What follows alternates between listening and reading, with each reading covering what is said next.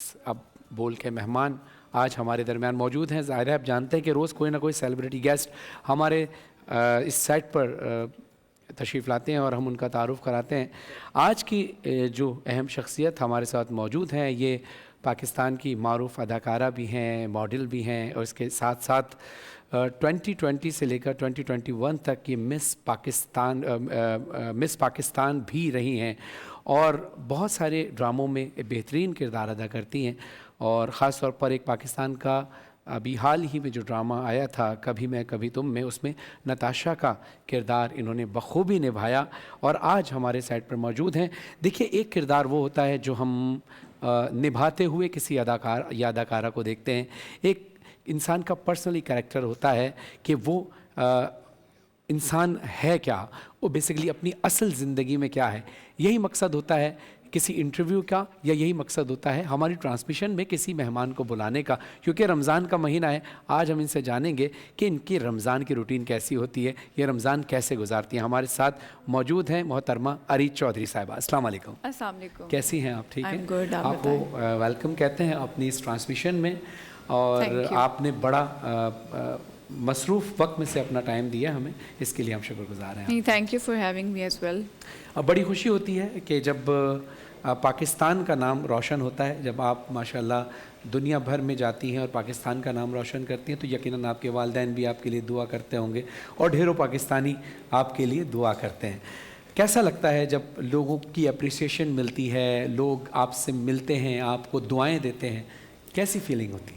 I think it's a proud moment, क्योंकि आप अपनी कंट्री को इंटरनेशनली रिप्रेजेंट कर रहे होते हैं और आप प्राउड फील कर रहे होते हैं। बेशक एक ह्यूज रिस्पॉन्सिबिलिटी भी है, क्योंकि आपके ऊपर इतना बर्डन होता है कि आप अपनी कंट्री को जब रिप्रेजेंट कर रहे होते हैं, आपको बहुत सारी चीज़ों का और भी ख्याल रखना होता है।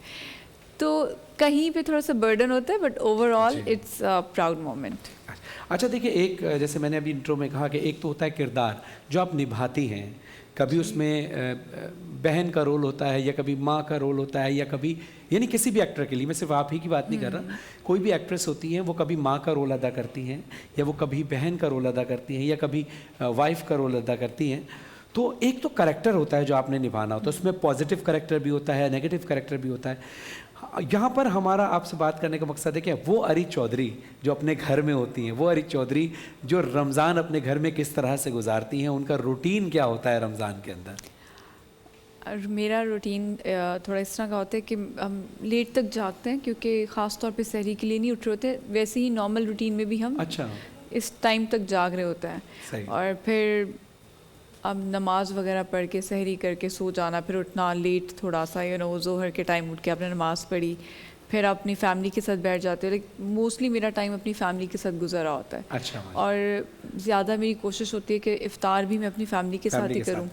फिर उसके बाद आपको पता है शॉपिंग के लिए आप निकल जाते हैं। सो उस टाइम पे मेरी ज़्यादा कोशिश होती है कि मैं अपने घर पे टाइम दे रही हूँ, ख़ास तौर पे जब ये रमज़ान का पूरा महीना चल रहा है। रमज़ान में तो देखिए बहुत सारी जगह पर अफ्तार पार्टी भी होती है और अब तो सहरी के लिए भी लोग दावत करने लगे, क्योंकि कराची में लोग ज़्यादातर जागते हैं, तो सहरी जैसे अफ्तार के लिए लोग दावत देते थे, बहुत सारे लोग जमा हो गए, अफ्तार पार्टी हो रही है, अब सहरी पार्टी भी होती है। तो क्या आप रमज़ान में अफ्तार वगैरह के लिए कहीं जाती हैं या सहरी के लिए रिश्तेदारों में या दोस्त अहबाब में, फैमिली फ्रेंड्स में? जी, ये तो बिल्कुल चल रहा होता है, क्योंकि ये इफ्तार्स और सहरीज और गेम नाइट्स ये सब चीज़ें चल रही होती हैं और यही एक फ़न भी है ना। कि कब को हम इफ्तार के आपके इनविटेशंस आ रहे होते हैं, मैं भी जा रही होती हूँ और फिर मैं भी अपने घर पे रख रही होती हूँ, फैमिली के लिए अलग से हो रहे होते हैं, फिर अपने फ्रेंड्स के लिए अलग से। सहरी वगैरह में आप जाती हैं? सहरी के लिए भी जाती हूँ। अच्छा, ये सवाल करने का मकसद ये है कि देखिए हर शख्स का अपना एक रूटीन होता है और ये सवाल हम अपने हर सेलिब्रिटी से करते हैं कि आपका रमज़ान में रूटीन, यानी आपकी शूट्स भी होती हैं या आपके दीगर प्रोजेक्ट पे आप लोग काम कर रहे होते हैं, तो दिन में ज़ाहिर है पाकिस्तान में दिन में ही ज़्यादा काम होता है। रात में तो हम अपनी किसी शादी या सालगिरह किसी ओकेजन पे चले जाते हैं, लेकिन ऑफिस वर्क जितना भी होता है वह दिन में होता है। तो बहुत सारे जो एक्टर्स हैं, एक्ट्रेस हैं, सेलिब्रिटीज़ हैं, वो लोग अपनी रूटीन को रमज़ान में स्किप कर देते हैं, कोशिश करते हैं कि रमज़ान के बाद ज़्यादा हार्ड करें, क्योंकि हम रमज़ान में थोड़ा फोकस करें, इबादत पे फोकस करें। या तो पूछने का मकसद सिर्फ ये था, मैं अब अफ्तार में तो यहाँ होता हूँ, मैं अफ्तार पार्टी में कहीं नहीं जा पाता, सहरी में मैं इसलिए नहीं जा पाता कि मैं जल्दी सो जाता हूँ और सिर्फ नमाज के लिए उठता हूँ। तो पूछने का मकसद है कि आपका अपना रूटीन रमज़ान में जो प्रोफेशनल रूटीन है आपका, क्या वो स्किप कर देती हैं या उसको उसके अंदर थोड़ी तब्दीली लाती हैं? नहीं, मैं स्किप नहीं करती हूँ, क्योंकि अगर कोई मेरा बहुत इंपॉर्टेंट प्रोजेक्ट चल रहा होता है तो मैं रोज़े भी रख रही होती हूँ और मैं शूट पे भी जा रही होती हूँ। सिर्फ मेरा एंड वाले जो घंटे होते हैं वो थोड़े मुश्किल हो जाते हैं, बट मैं उस टाइम पे नमाज भी पढ़ रही होती हूँ शूट पे भी, और तस्बीह भी पढ़ रही होती हूँ, क्योंकि जो तस्बीह मैं पढ़ रही होती हूँ वो थोड़ी सी आपका मुंह भी खुश्क हो जाता है ना इतने ज़्यादा पढ़ने के बाद। मुझे याद है मैंने हम टीवी का सितम ड्रामा जब मैं शूट पे थी और मैं लगातार रोज़े भी रख रही थी और शूट पे जाती थी, वो बहुत गर्मियों के रोज़े थे। अभी ये वेदर फिर भी बहुत बेहतर है, तो आई थिंक मैं उसको रमज़ान को अपनी जगह पे बैलेंस कर रही होती हूँ और अपने काम को भी साथ ही बैलेंस कर रही होती हूँ। इट्स नॉट लाइक दैट कि मैं स्किप कर। अच्छा, जैसे दो अलग अलग कैटेगरी हैं, एक्टिंग अलग कैटेगरी और मॉडलिंग अलग कैटेगरी है, तो ज़ाहिर है मेहनत किस में ज़्यादा लगती है? यानी अगर मिसाल को आपने रोज़ा रखा हो तो आपको कौन से वाले कैटेगरी में, यानी कि काम की कौन सी कैटेगरी में आपको ज़्यादा हार्ड लगता है कि यार इसमें ज़्यादा मेहनत है, बड़ा मुश्किल हो जाता है रोज़े में? मुझे लगता है दोनों में बहुत ज़्यादा, लेकिन शायद एक्टिंग में इसलिए ज़्यादा है क्योंकि एक तो लाइट्स का बहुत प्रेशर होता है, इंटेंसिटी ज़्यादा होती है, तो आप ज़्यादा वो फील करते हो डिहाइड्रेटेड और ये वो, और फिर उसमें रीटेक्स भी होते हैं और अपने डायलॉग्स अपना आपको कैरेक्टर में रखना, तो इट टेक्स एनर्जी।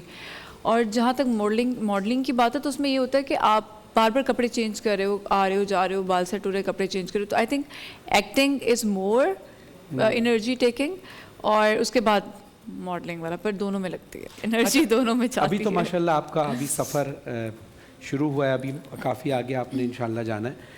हमने बहुत सारे सीनियर्स एक्टर्स के रिव्यूज़ देखे हैं या उनके बारे में सुना है कि जो लोग बहुत अच्छे एक्टर्स हैं, मैं किसी एक का नाम लूँगा तो शायद ज़्यादती हो जाएगी, बहुत सारे हमारे पाकिस्तान में भी, पाकिस्तान से बाहर भी बहुत सारे ऐसे अच्छे एक्टर्स हैं जो बड़े अच्छे किरदार निभाते हैं। कहते हैं कि वो उनकी निजी ज़िंदगी में अब जाए ना तो बहुत कम वो मतलब उनको खुद को हम कम पाते हैं, यानी वो उन्होंने अपने ऊपर इतने सारे कैरेक्टर्स तारी किए हुए होते हैं कि इंसान की प्रैक्टिस के अंदर होता है ना। जैसे मैं अगर किसी कलाम की प्रैक्टिस करता हूँ और उसकी तैयारी में या अपने एल्बम की तैयारी में रहता हूँ तो मैं उस सिनेरियो से बाहर नहीं निकल पाता। तो आप क्या समझती हैं कि जिन दिनों में आप एक्टिंग कर रही होती हैं उन दिनों में आप उस कैरेक्टर से बाहर भी आती हैं, क्योंकि वो कैरेक्टर तारी करना पड़ता है ना, हमने सुना ये एक्टिंग के बारे में। ये आपने बहुत अच्छा क्वेश्चन किया, और ऐसा होता है कि आप उस कैरेक्टर में रह जाते हैं और अनइंटेंशनली आपको भी नहीं पता होता है। फॉर एग्जांपल मैंने जब नताशा का कैरेक्टर किया था तो उसके लिए एक स्पेसिफिक सटलनेस, एक ऐसी चीज़ लानी पड़ती है जिसमें, क्योंकि वो कैरेक्टर ऐसा था कि वो नेगेटिव भी था बट पोर्ट्रे पॉजिटिव और नेगेटिव के दरमियान में कहीं था, तो उसको हैंडल करना और उसको एक बैलेंस पे रखना बहुत मुश्किल होता है। तो मैं जब उसमें जो टोन, जो चीज़ मैं यूज़ कर रही थी और जो अपनी बॉडी लैंग्वेज यूज़ कर रही थी, जब मैं वहाँ से निकलती थी तो मैं काफ़ी टाइम तक, अगले दिन तक भी शायद वही होती थी, और फिर मुझे मेरे फ्रेंड्स कहते थे इधर नहीं नताशा बनना।